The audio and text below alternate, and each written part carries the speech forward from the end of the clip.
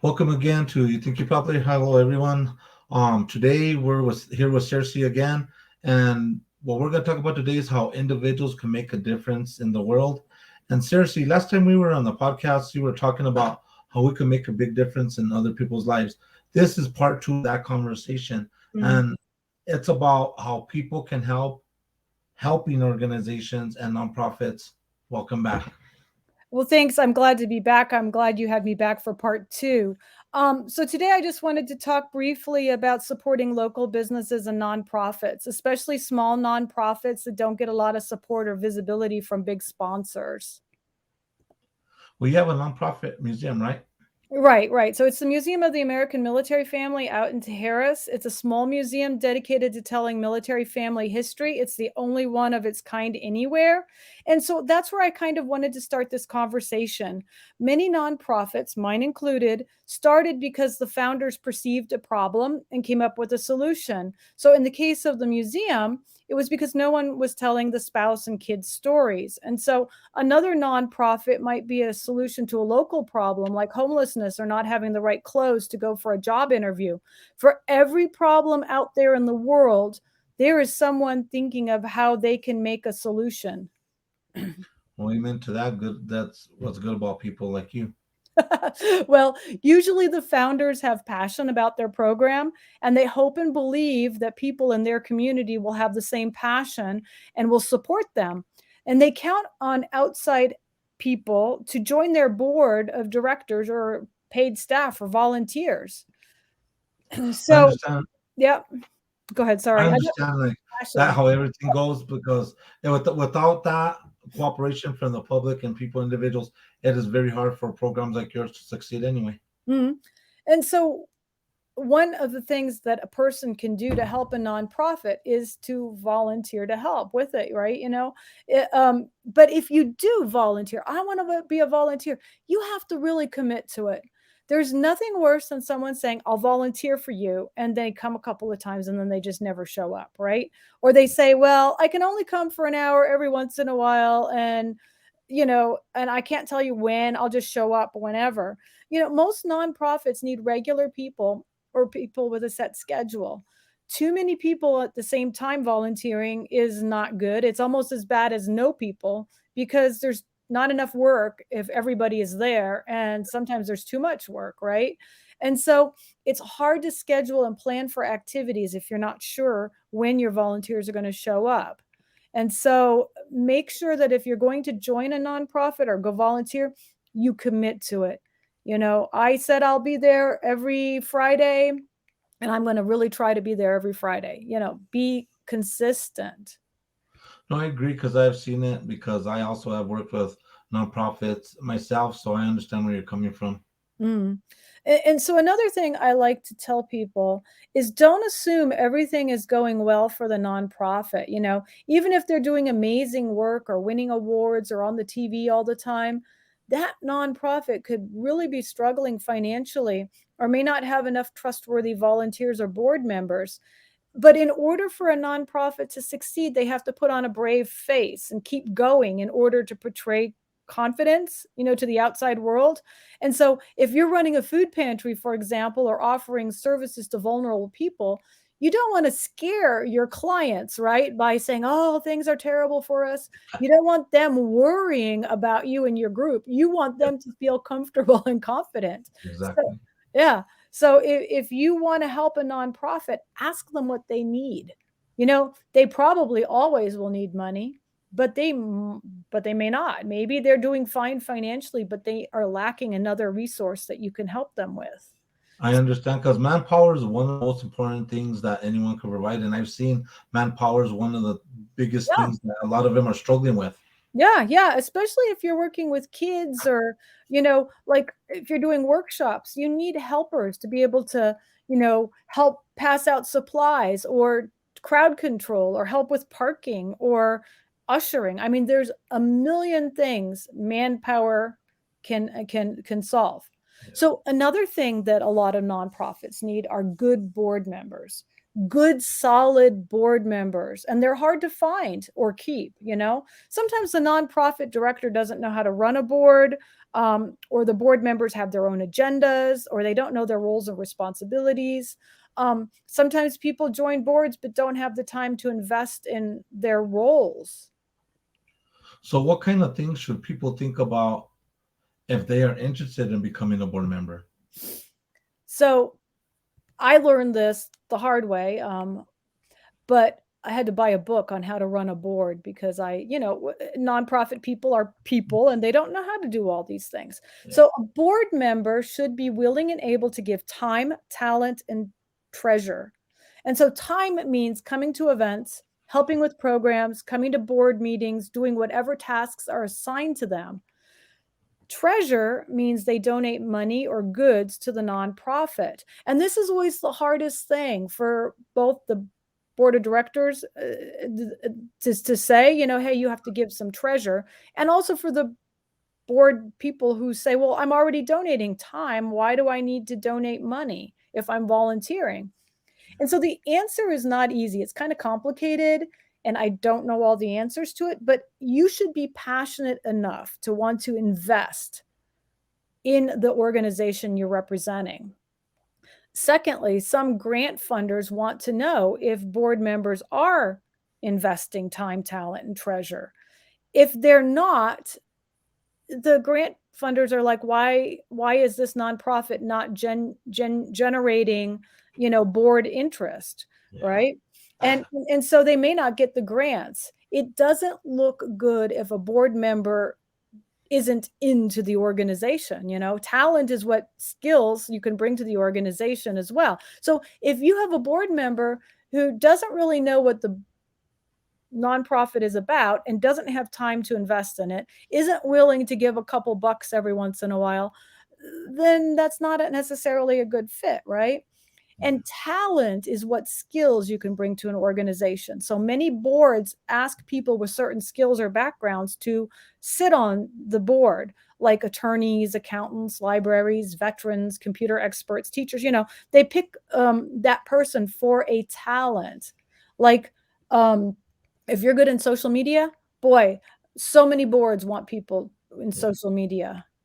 So the most important thing, in my opinion, for a board member is to be responsible and reliable, flexible, helpful. Nonprofits rely on their board members a lot, and sometimes they don't communicate well. And if you're a board member, knowing and doing what's expected and anticipating what might be needed is super helpful. Remember, being on the board is not about being a board member, but the success of the organization. You know, Sometimes the nonprofit founder or staff are super, super focused on their organization and they forget that their board are volunteers. So, flexible people can help guide and educate both the staff and the board members. Hey, it would be nice if you said thanks to, so and so over there, and just don't take them for granted. So, flexible people who are on the board or volunteers can help guide and educate and communicate both board and staff and make the organization a stronger and more effective organization. Yes, I agree. But it takes time to find the right people to fill those positions sometimes. And I couldn't have said it better myself the way you stated it. Mm-mm-mm. Yeah. Well, it it is, finding the right person takes time, and keeping the people. And a lot of times people forget that. You get the volunteers and then you don't treat them well, and that's not nice either, right? You take them for granted. No. And so it's a learning thing. And so if everybody is flexible and they're willing to say, "Hey, I really messed up. I'm sorry," and if they say, "Look, I know you're super stressed, I can take on this." Oh, there. My son has Alexa. I'm sitting in his room, so I just got to hear Alexa. I need to be working out right now, apparently. Oh, okay. Sometimes little levity there. Yeah. Something really important to nonprofits and small businesses is helping spread the word to them about them, like free publicity. The easiest and best thing to do to help your favorite group, if you want to just help without volunteering, is to follow them on Facebook. Follow them on Instagram, share their posts, attend their events, post photos about them, telling people about them. That's awesome. Like a couple weeks ago, Ernest was on your podcast and he was able to tell the viewers about our museum because he likes the museum and he wants other people to know about it and like it too. And that is super helpful. Word of mouth. You want to help a nonprofit succeed, spread the word. No, you're So, right. And yeah. the thing is that it starts with the grassroots. It's the people themselves that bring it up, because then after that, it sheds light to other big companies and corporations that are willing, like, hey, well, if all these people are moving to do this, and a lot of companies are always eager to help out programs that are helping the community, because it shows that they're in the good light, saying that, hey, we care for the people and the community ourselves. Yeah, yeah, yeah. And something that people don't think about when they're volunteering is that volunteer work can lead to employment. Several of our volunteers, interns and board members have put museum volunteer work on their resume. And I have been called to verify employment or internship completion. I'm always happy, and I'm sure other nonprofit board of directors are too, happy to write reference letters or put in a good word for good volunteers. Um, One of our college interns last year said he wanted to write a book to help military kids. So I said, well, that's amazing. So I wrote a grant to help support his goal, and he's now a published author with a really good selling book at age 21.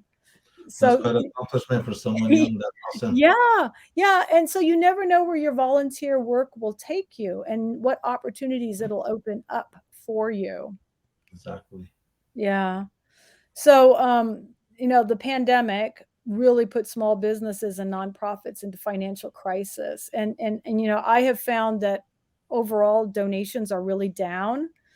And so if people are interested in helping a well-deserving nonprofit, like I said in the last video, reach out and ask what they need. They really will be glad you did. And make sure, and I want to warn people, make sure that the nonprofit is legitimate and using your donation wisely.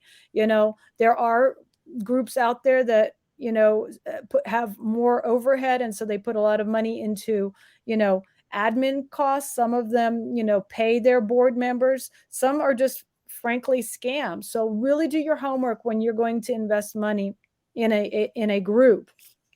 There are some websites, they're called charity navigators, that will tell if a nonprofit is volunteer or if the board is paid.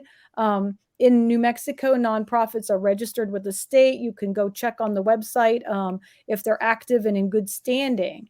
And so there's lots of ways to check to see if your money and your time is being invested wisely. And do your due diligence. And so one other thing is, if you cannot serve on a board or volunteer your time, go and attend programs and activities that a local organization is doing. Grab a bite to eat at your neighborhood coffee shop or restaurant. There's nothing worse than a group planning a big activity, an event, or a program, and nobody comes. And so pretty soon, they're not going to offer programs or services in that community anymore. And that is a disservice to the richness of the community. You know, that's what makes our neighborhoods and our towns different from some other neighborhoods and towns. What we have in the way of culture and, you know, nonprofit activities. No, I agree, and that's the biggest thing, is that people that really believe in something and push a movement, it's great, because I feel that that structure of helping one another gives a personal, not that it's a self-serving thing, but a personal gratification to know that you made a difference in someone else's life. Mm-hmm. Yeah. So I hope this has been helpful. As the founder of a museum, I've had to learn so much about working with people, and I've grown a lot. And so I hope that the people I've worked with have learned and grown by being part of the museum. I hope that the community is enriched because of our work. I know that I have worked with many nonprofits that I am just in awe um, with. They do incredible things with hardly any money, but it's all heart and passion. And so all of us nonprofits are looking for people and resources and donations. And so if you want to be a board member on a nonprofit, just be willing to commit and give it your all. So I hope this has been helpful.